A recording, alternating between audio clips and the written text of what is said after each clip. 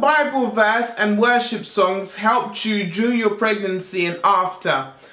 Bible verse, I would always say, if anything, if I had any anxiety or worries, the Bible, I don't remember it word for word, but I'll find it and put the verse in the video. But it's the one that says, nobody in my household shall have miscarriages, nobody in my household shall abort or anything. So I always trusted in God for his word and what he said for me. God works differently for each individual, so for that helped me. So I don't want someone that believes in God or someone else that's a Christian that's had miscarriages or lost kids to feel that God doesn't love them. God works so mysteriously and he knows what's right for you, what you need. Very hard. I can't even start to describe that some of the things mothers have been through during pregnancy, but that was what I held on to. That promise was for me specifically, but each one of us have different promises from God. Worship songs, I really was a big fan of Michael Ambaya Muizmbi. I absolutely love Ngolu Nayo. Like, if I would just show you how I was consistently singing it. I was like, Ngolu kakile yanzambe, Ngolu makambo ya lola.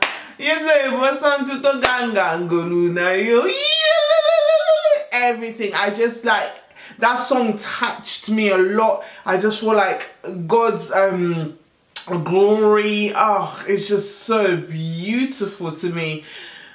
And now, Mike and Moise, I still have not cancelled out their music, but it's so much harder for me to like feel that connection with God through them, just because I know the BS that they're currently on.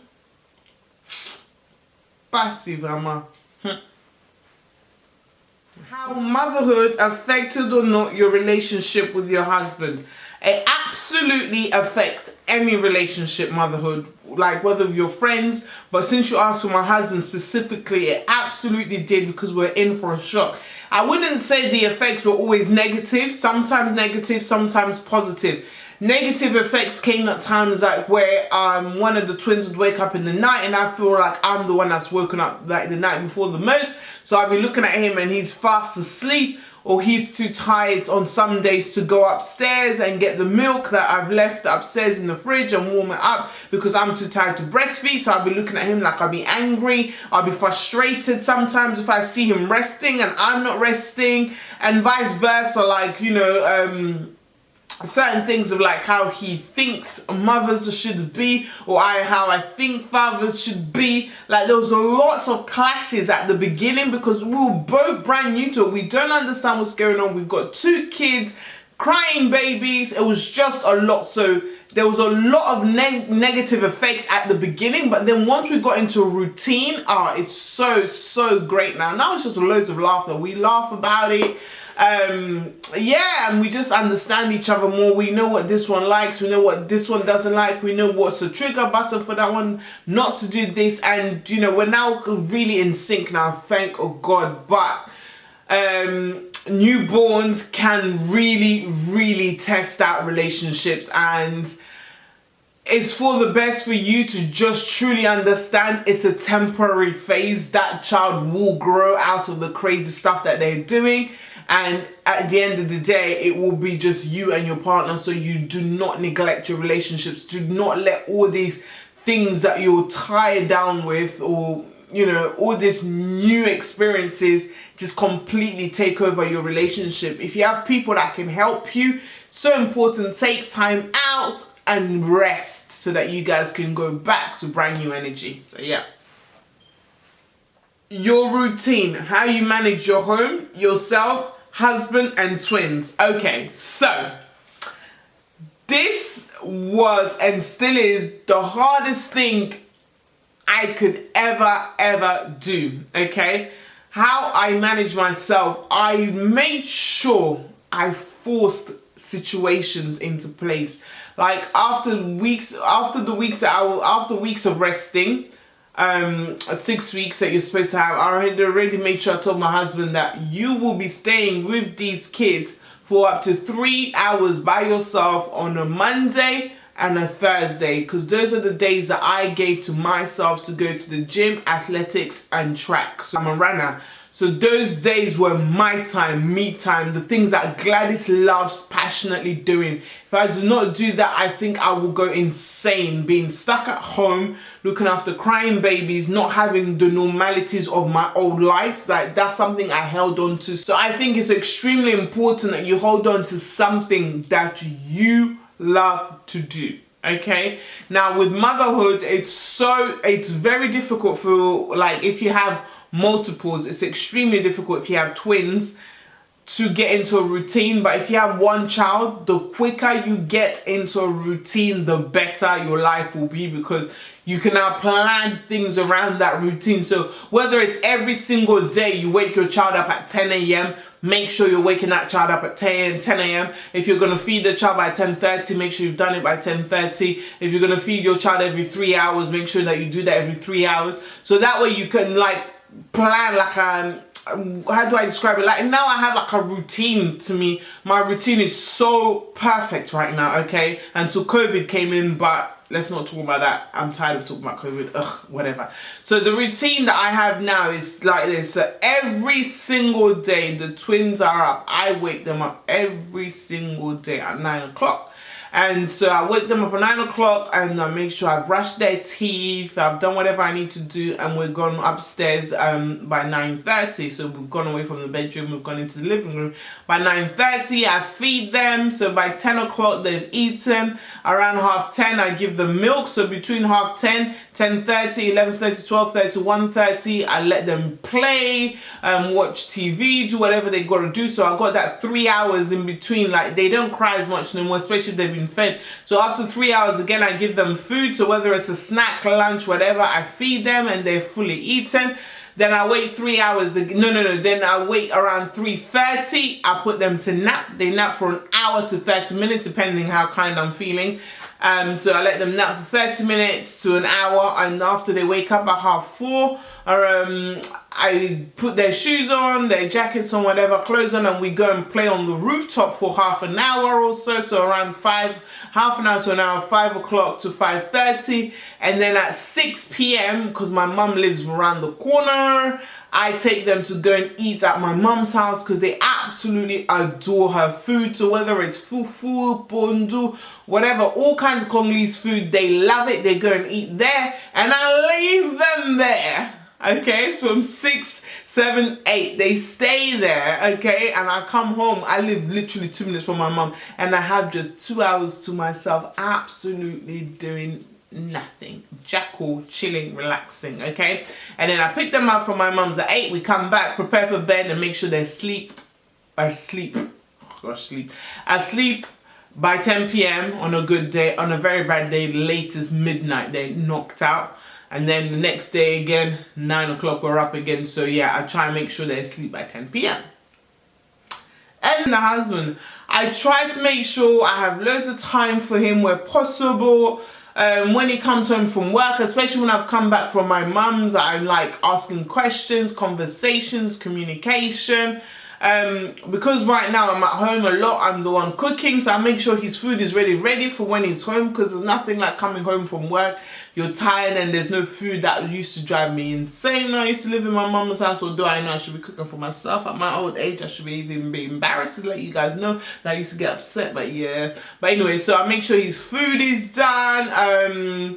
Yeah, so just always making sure I'm involved in his life, conversations, listening to him, bantering, watch a movie. Like, just keep building the bond. Where we can, we go out and things like that. Just consistently, I don't want to say taking care of him, because I feel like we have a partnership. He takes care of me, I take care of him. But yeah, making sure that his needs are met in all kinds of ways. Like, that's all I gotta say on that. Needs. Yeah, they got needs. Plenty of them. Make sure those needs are met, young lady. Then just make sure your needs are also met. It's extremely important to have that balance. So yeah, I really try to have a balance. So I would say the secret to everything, like motherhood, yourself and your children, it's so important for you to have a routine.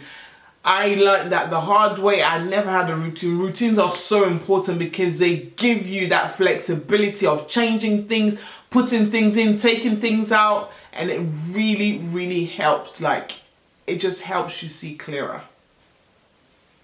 Did you have a natural birth or a C-section? Ladies and gentlemen, let me not forget, nowadays everybody's on the net, okay?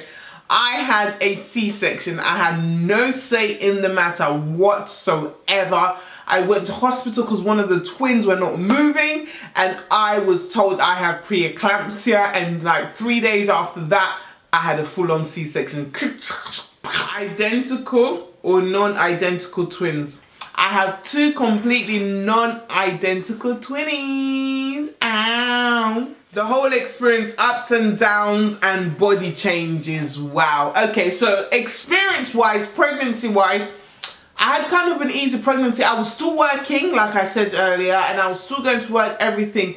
The ups and downs, maybe it was hormone changes, moving houses, leaving my mum's house. Just those are the type of things that was stressing me. And now, body changes. Listen, ladies, okay? If you've never had kids, let me tell you this is gonna help you a lot, okay? Because I had a really, really false narrative from celebrities online, and I hate them. Because I remember when people like Tiana Taylor gave birth, the next day she posted herself and her six-pack. So many other celebrities, the next day they snapped back. I looked pregnant for at least 4 months after the twins were born. Like, my belly was huge the next day, was still huge the day after, was still huge the month after, was still huge the, like, 2 months, like, you can, it started going down daily, but I looked, like, physically, you can tell that I was pregnant even though the kids were taken out of me. So, do not think that your body will not change. Do not put it in your head that you will snap back straight away. Some people do. However, it's extremely rare, and most of these celebrities, I had no idea to recently, have mummy makeovers literally booked a minute after they pushed out the baby or they cut out their babies, they get transferred onto another bed and they have a full-on mummy makeover. We really... Some of us, I can't afford it like me, so I ain't trying to claim that I got bare monies up in these streets, so just in case, you know, I got a cash up. But anyway, all jokes aside, like, your body, regardless of what you do, will change. Whether it's for positive to you, that's up to you how you want to see it, or negative, it's again how you want to see it, because it is your body, your life, yours, okay? So no matter what people tell you, your body will 1,000,000,000% change. Your stomach, your stomach is stretched, is carrying life, big, heavy kg life, like seriously. And when you push that out and your body's trying to go back to normal, understand this, it will change. Your body will stretch out. You may get stretch marks, you may not. You may get loose skin, you may not, okay? You may get stretch marks in areas you can never imagine outside of your stomach. You may get stretch marks around your legs, your thighs, your bum. You may get stretch marks all the way down to your calf, because pre-eclampsia can make some people swollen. Like, your face can swell and your face may not return to the same or structure that it used to be at. Just accept when you get pregnant, you're bringing life into the world, and that's the biggest blessing that you're going to have. And the changes that come with it, embrace them.